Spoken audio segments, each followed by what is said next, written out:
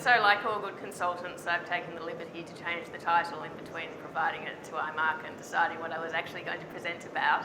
And I think before I get into the detail of that, a little bit about me and about Capgemini. So I'm the lead for Capgemini Strategic Consulting, Strategic Consulting Intelligent Industry Businesses, which is really about accelerating technology capabilities into our clients' operations and supply chains. And before that, I was the mining lead globally for analyst firm IDC. And so in both roles, I have worked with mining companies on the transformation to digitally connected, automated and intelligent operations. So Capgemini is an end-to-end strategic consulting, digital transformation and systems implementation business. And I think the thing that's really unique about us, and really why I joined, is that we have a DNA in mining, but we also really bring an incredible engineering capability, which means that we come at things from the lens of both the IT and the OT perspective, and really to kind of support what that transformation is that organisations in the mining sector are undertaking.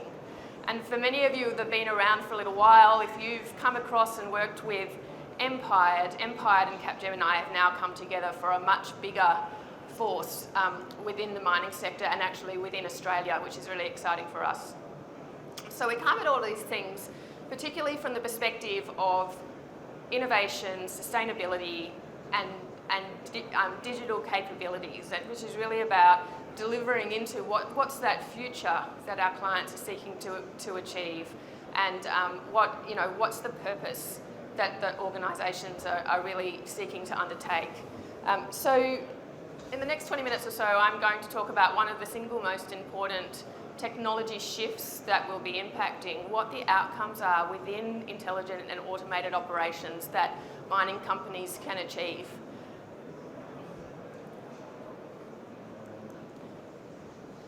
And so what's the urgency for 5G? And what is the burning platform for 5G?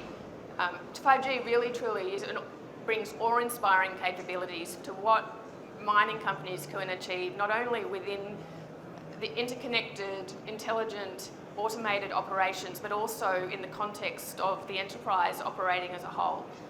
But I know that, particularly the miners in the room, there might be a couple of you that kind of think, oh, but Emilie, we've just implemented our 4G systems 18 months ago, and we really haven't yet managed to deliver value from that, so let me convince you. So mining is changing, really is at an inflection point. So what we're seeing, of course, is that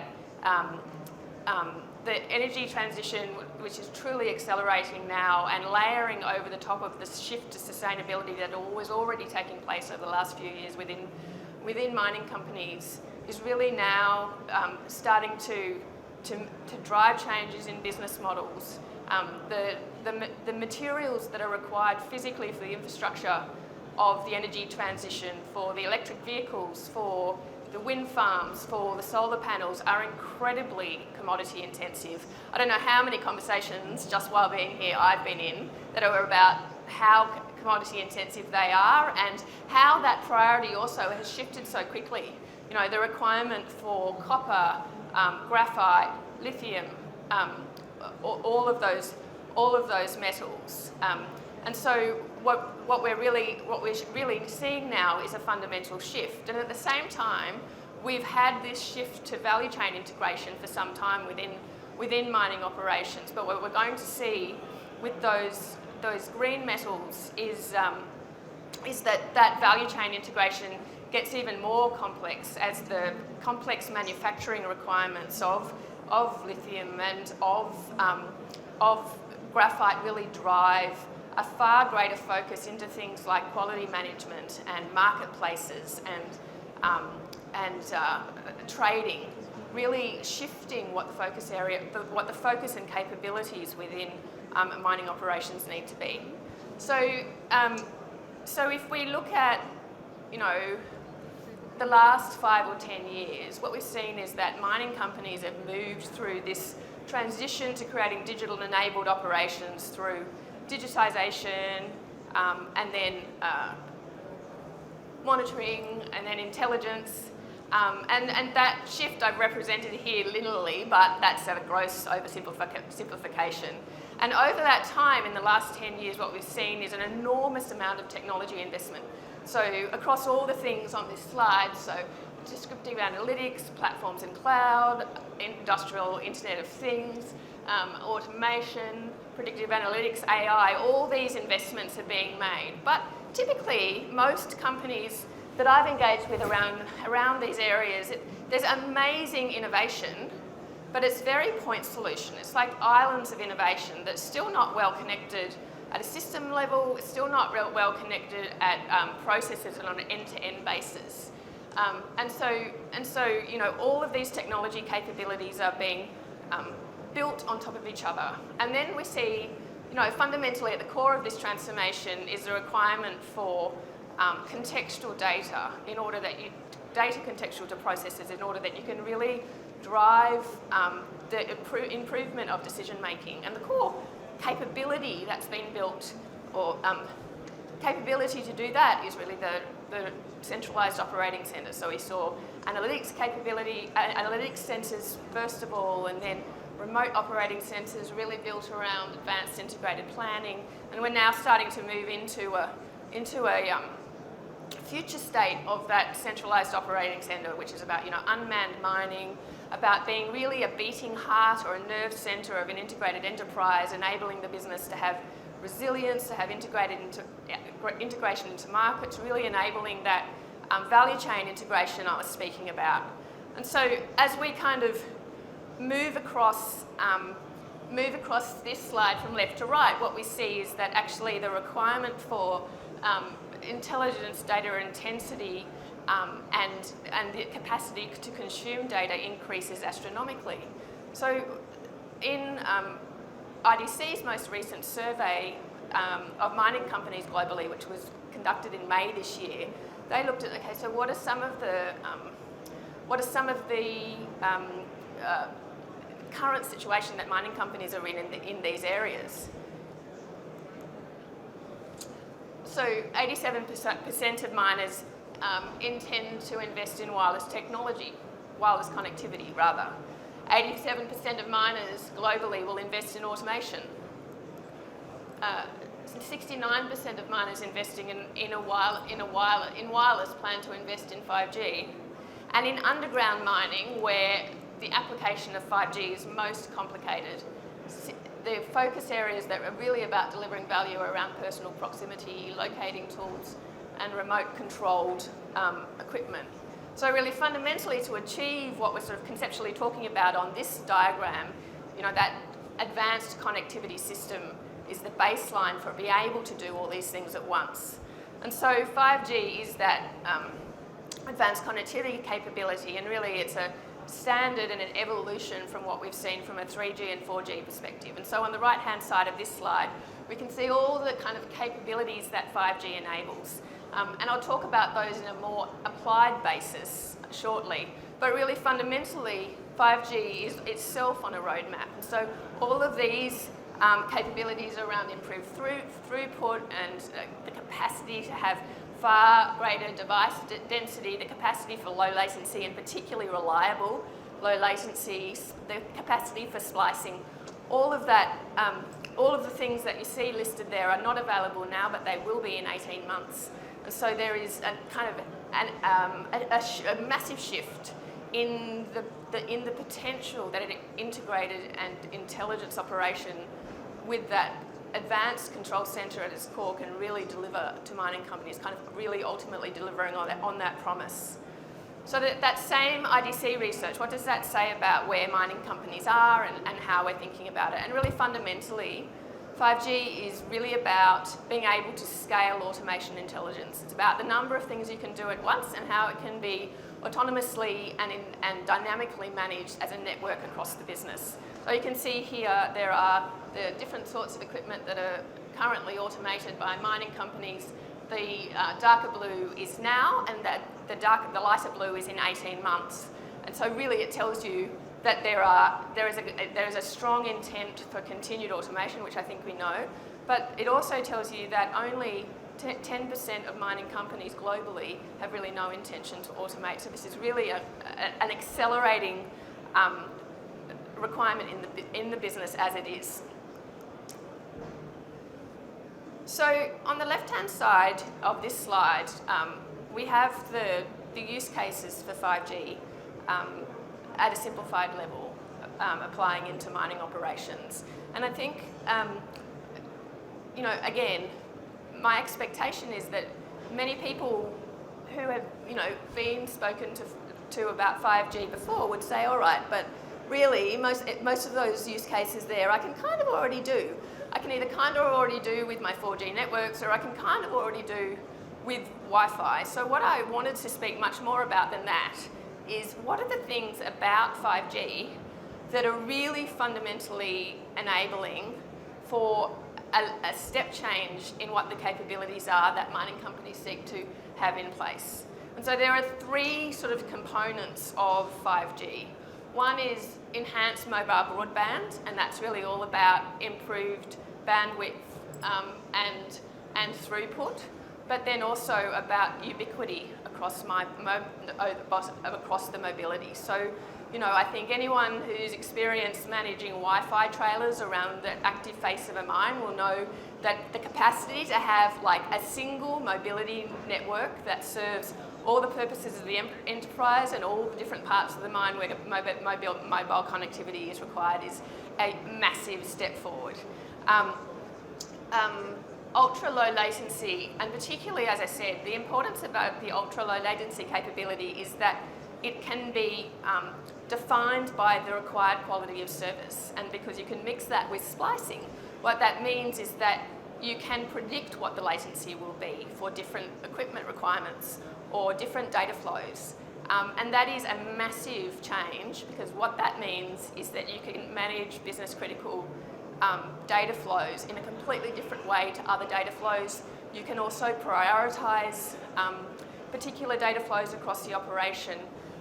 And one of the really, really important capabilities is that you're able to, through splicing, say you have a scenario where there is edge-based managed equipment, and that's going along just happily, but then there is a predictive scenario where you really have the possibility of a significant negative event. The network can be programmed to respond autonomously to prioritise that traffic associated with the predicted negative event to ensure that it has far lower latency, that it is received by the required part of the business. So that's actually a massive step forward in the ability of the whole network to dynamically and autonomously manage and respond to what's happening within it. And that's really that capacity to do that, but then also to manage automation, video, devices, all concurrently at the same time is a really critical capability. And then, of course, at the bottom there you can see that it's vastly more efficient than 4G, 50-70% estimation of how much more efficient than it is than a 4G network. And really, this is just the beginning. From 2025 onwards, we're going to see an accelerating further set of capabilities with 6G over the horizon. So you've put in place this amazing advanced mobility network. What then? The reality then is that there are implications for the architecture that you need to have in place to be able to really take advantage of what that connectivity capability can do for your business. And so what that means is about really driving to that IT/OT integrated environment, but most particularly having capabilities in place that are about cloud-based, API-enabled, services-based architecture, so that you really are in a position where you can, as I say, take advantage of all of the capability that those advanced connectivity investments enable. And I think to the point about the future view of these technologies come together that I was talking about, of the future of mining that I was talking about at the beginning of this session, is really, that ultimately this is about all the pieces falling into place that enable that environment to be a reality. And it's something I think that we've been talking about for a long time, is how can you have that amount of dynamic, autonomous, intelligent capability across the different parts of the mining operation. So in terms of really building that robust 5G strategy, like with all transformations, there's kind of three key components. Of course, what are the business benefits? What's the business objective? What are the focus areas of that objective? What's the roadmap that we would put in place? How would we prioritise those elements of outcomes that we're achieving for the business, and in what order? How does that translate to the people, the processes, people and services that we want to have in place? And then what are the technology choices, the right technology choices that we need to be making? And so when we think about this within Capgemini and working with our clients, it's really about bringing all of those components together. So I mentioned when I started speaking, I think that Capgemini is an end-to-end strategic consulting through to systems implementation business. So we really work from that kind of strategy level right through down to the implementation of systems and things at IT and within operations and engineering. And so it's really about bringing the different parts of our business. So Capgemini Invent is our strategic consulting business that I represent. There are other people here who represent our engineering business, and we can talk to you about different parts of the 5G and networking capability problem statement. So, we can be talking to you about where to play, how to organise, what to design, how to build, how to run. So, really all of those elements of the problem statements that we face. And I mentioned also at the beginning of the session that we have this depth in mining capabilities. And so in terms of applying that insight into the 5G opportunity that is presented, very much around, what's the strategy and roadmap that we want to have in place? How do we get the test, the pilots and the capability and get ready to scale? The ability to then operationalise and scale the management of the actual network physically as well. So 5G is new for everyone. There is a lot of intent in the market, I think, to invest in 5G, but not a lot of direct investment just yet. But we do have some really important experiences of working with organisations globally, particularly in Europe. So with Airbus, we supported them end-to-end within their connected airline strategy, so very much around supporting from a RFP perspective, and then working with them to identify the partners that they wanted to work with. With Total, about the 4G and 5G strategy, particularly within their production and operations. With BASF, working across their strategy and implementation readiness for their chemical plants globally across the board. SNCF is a French railway company, and again, their connectivity strategy in terms of kind of then working towards what's the future rail roadmap that they wanted to have in place, and with Schneider Electric, working towards the ideation and design thinking with our labs in France to identify what those use cases are that they would be focusing on. So on the right-hand side of this slide, you can see some of the mining companies that we've also worked with, and we work with across the board in all sorts of different things. So across the IT and the OT space, in application of predictive analytics capabilities for maintenance and asset management, in the application of of enterprise implementation of enterprise systems, supporting in agile transformations, for example, just some of the examples of the things that we've done with some of those clients. And at the bottom of the slide here is our ecosystem partners supporting our 5G capabilities. So very much around having those Nokia and Ericsson relationships, industrial equipment relationships and hyperscaler relationships to kind of bring that ecosystem-based play, which 5G is, to our clients. So just to finish off, as I said, the thing that's really, I think a lot of what I've talked about today is what you'd expect from a lot of suppliers in the market around 5G implementation, strategy setting, road mapping, moving to implementation. But the thing that's really our value proposition in the market, and which we're really excited about, is the capacity to bring together strategy and innovation, applications, technology, and operation and engineering, and really be able to kind of bring all of those pieces together to solve the problems that our clients face. And so, as I said, we have a deep expertise in the mining sector, very much about bringing both that IT and OT capability together. We're end to end, so we can really work across all parts of your business.